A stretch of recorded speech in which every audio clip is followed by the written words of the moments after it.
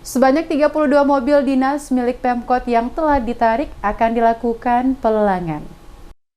Sebanyak 32 mobil dinas milik jabatan dan operasional maupun jenis kendaraan lain seperti traktor milik pemerintah Kota Ambon yang ditertibkan sekaligus dilakukan pelelangan oleh pemerintah Kota Ambon. Bagian aset pemerintah kota telah menarik 32 kendaraan dinas baik yang masih dapat digunakan maupun telah mengalami kerusakan dari orang yang tidak berhak menggunakan dan kini sementara ditampung di Gedung Percetakan Negara, kata Kepala Badan Pengelola Keuangan dan Aset Daerah Kota Ambon, Apris Haspers. Apris mengatakan untuk kendaraan yang ditarik ini direncanakan akan dilakukan pelelangan oleh pemerintah kota dan kendaraan yang rusak berat dan tidak dapat diperbaiki berarti kendaraan tersebut dikategorikan limbah padat atau besi tua. Dikatakannya, tidak semua kendaraan akan dilelang karena Sekretaris Kota Ambon sebagai pengelola barang dan dirinya selaku pembantu pengelola akan melihat kebutuhan pada setiap SKPD lingkup Pemkot Ambon yang mana masih kurang kendaraan operasional, mobil yang ditarik ini akan dialihkan untuk digunakan SKPD tersebut.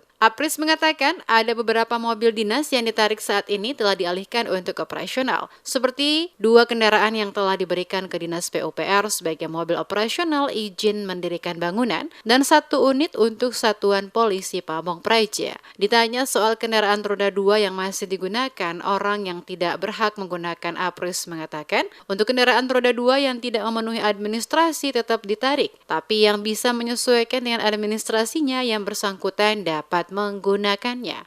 Jadi ada 32 kendaraan, baik itu roda 4 maupun kendaraan seperti di PU itu yang traktor kan yang akan dilelang.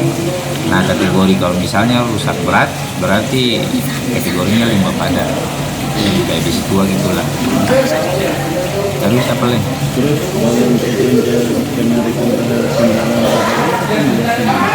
Roda 2 ketong yang tidak memenuhi administrasi pasti ketong tarik. Tapi kalau yang bisa disesuaikan administrasinya tetap menjadi yang bersangkutan untuk pakai terus gitu. Sepanjang dia masih melaksanakan tugas-tugas di pemerintah Kota Ambon.